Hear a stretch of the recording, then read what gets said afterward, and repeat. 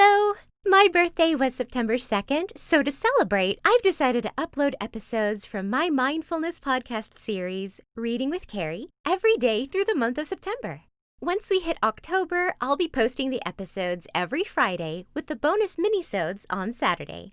To catch the episodes as they air every Wednesday, you can subscribe to my podcast on Apple Podcasts, Spotify, Stitcher, or wherever you get your podcasts. Click the link in the description below to go directly to my podcast's website. Hope you enjoy!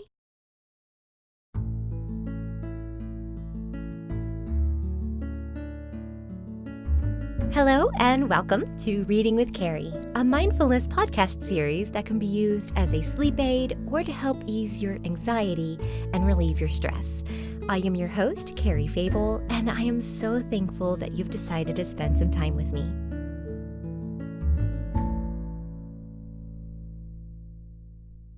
This is a minisode, or mini episode. I first heard the term used on the podcast My Favorite Murder. However, according to Wikipedia, this portmanteau was used in 2007 when the Minisode network was launched. So, fun fact for you there. Either way, there were some things I wanted to bring up about mindfulness, but I didn't want to bog the introductory episode down too much. Just a few concepts to know going in if you're just starting out or if you sought this podcast out as a sleep aid, and some misconceptions that I'd like to clarify before we continue as well. First, the guidelines. Now, these aren't hard rules. Everything in life is flowing and certain aspects may not work with your present life circumstances. But here are some pre-thought guidelines, if you will. The here and now is the only moment we can truly live in.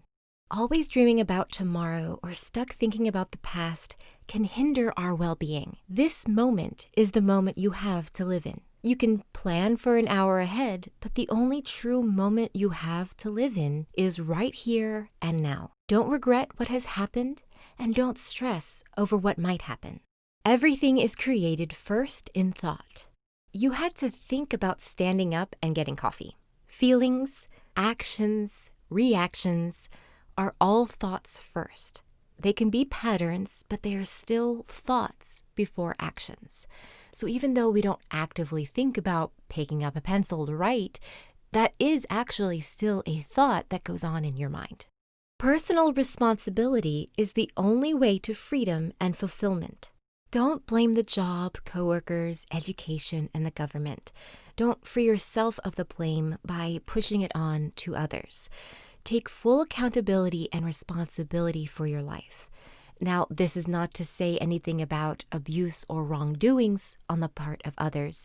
This is not to say that everything that happens to you is your fault. That is definitely not what I'm saying. But take accountability for your own actions. That will lead to growth. You can then change where you are in life. It's just about acknowledging any wrongdoings that you have done so that you can grow from those lessons and mistakes. Nobody is broken. No matter who reaches out for help, we all have journeys and kinks in our armor. We can help and can change our lives. This goes back to the taking personal responsibility to grow and change. No one is broken. It's just a starting point. People want to be understood. We want to be listened to and heard. We either try to change our communication efforts or we give up in trying. This goes back to the idea of therapia. The journey starts with understanding where a person is in life. We must make time to practice, not try and find the time. We can never try to find the time. It will never happen. There will always be excuses. We must make the time. Make it a commitment. That's why I'm starting this podcast. Selfishly, I need to make the commitment to mindfulness. And maybe you can make that commitment with me and listen to the podcast every week with me. And that's a start. And then hopefully we will incorporate it daily into our lives. Mindfulness of our surroundings is every bit as important as mindfulness of self. That, again, is one of the key differences between mindfulness and meditation. We appreciate the scenery and the items that we touch, taste, feel, smell. We use all of our senses. That's what mindfulness is about. Right at this moment, use all the senses to focus on that one moment in time. Again, the only time we truly have to live is now, the here and now. So the surroundings are every bit as important as ourselves. Everyone is on a journey. Everyone is on a journey that we know nothing about. We can't just jump in and say, change, do this, do this differently or change that part about you. We need to be a part of that journey. That kind of comes in as a tip for a practitioner. That's what I learned in the class. And so that's something that I think is important when you are finding a therapist or a counselor. Obviously, they're going to help you kind of look within and define the areas of growth that you need.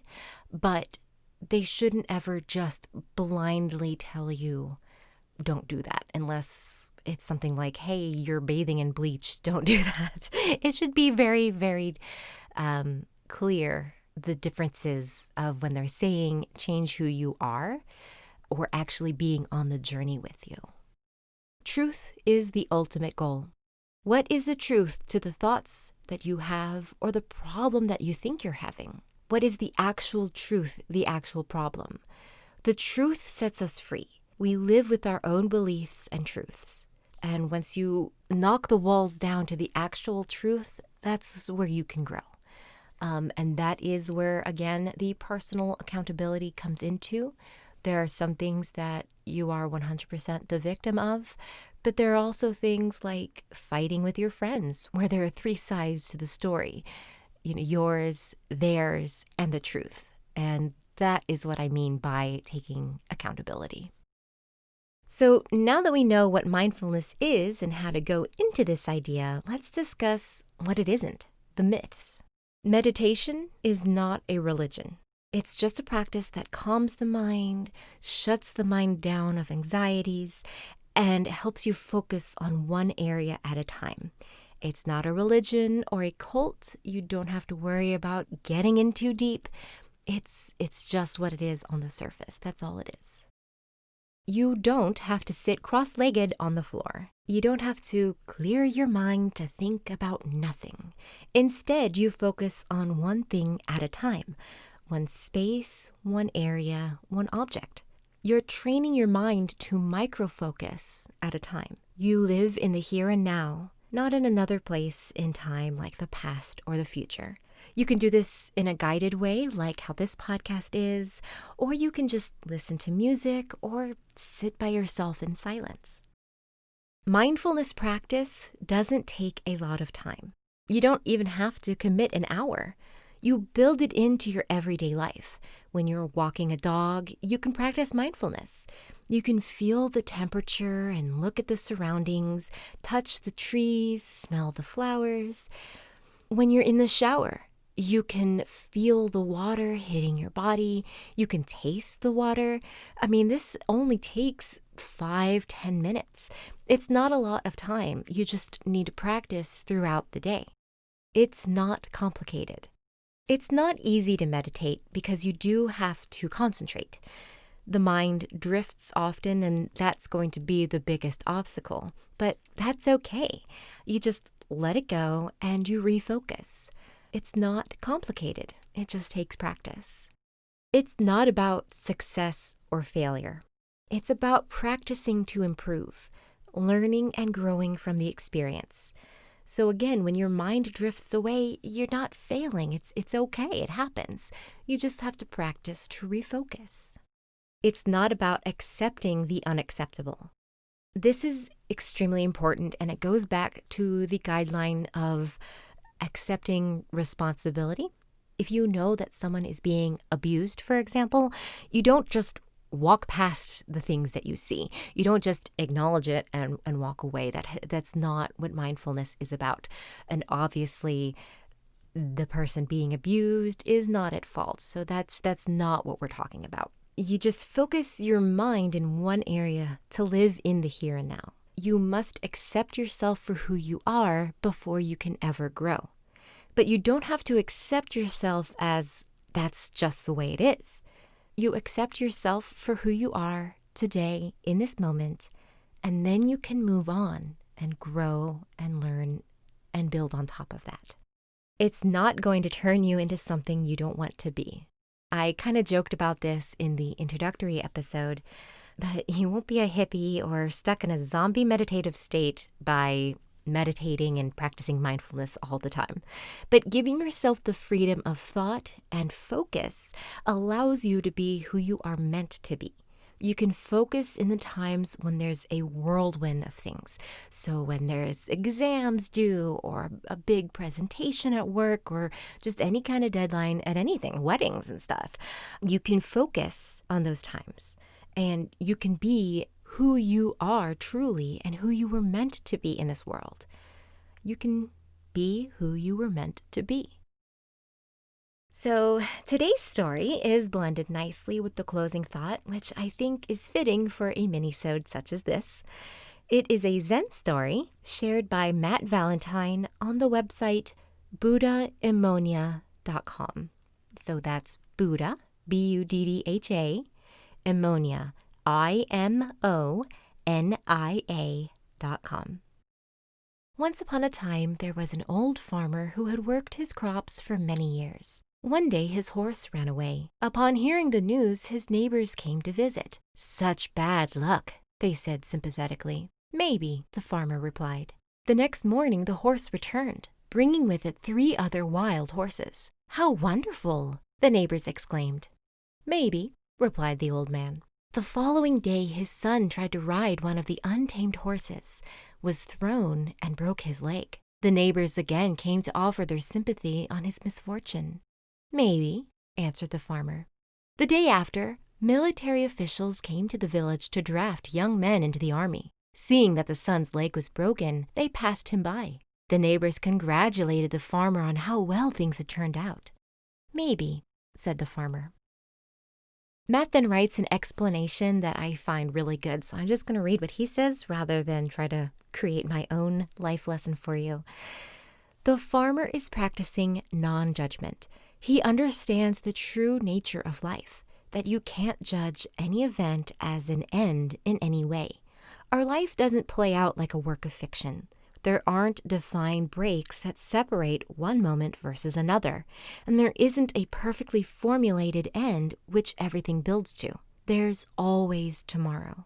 And whether the day was good or bad, there are a million effects which can arise from one event. Good and bad are interconnected. They are, in fact, 2 sides of the same coin. If things seem perfect, they aren't. If it seems like it's Armageddon in your corner of the world, it's not. Things can change in an instant, at all times, and they will at some point or another. This doesn't mean that we can't be happy. On the contrary, it means that we need to realize this truth and live in a way that we're constantly aware of it in order to find peace and happiness. Don't let this change the way you live too much just yet, though. For now, just think on it. Observe your life through the lens of this infinitely co-arising universe. This act in itself can bring you a great sense of peace. For more of Matt's work and Zen stories, you can visit buddhaimonia.com/blog/zen-stories-important-life-lessons.